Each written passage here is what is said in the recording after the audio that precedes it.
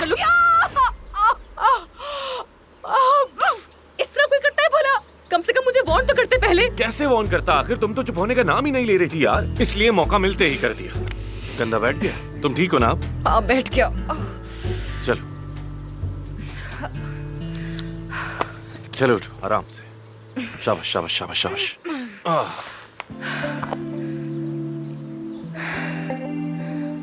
तुम्हारे बालों में पत्ते लगे हुए हैं।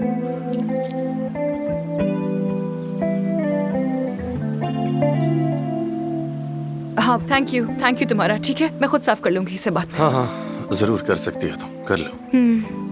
हाँ ठीक हो तुम? अब वापस चलें? हाँ हाँ ठीक हूँ, कंधा भी ठीक है, जिंदा हूँ। Thank you.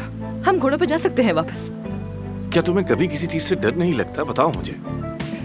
हम घोड़ों पर नहीं बल्कि पैदल जाएंगे। अभी घोड़े बांध रहा हूँ, बाद में आकर हम ले जाएंगे। समझ आ गई? अच्छा ठीक है।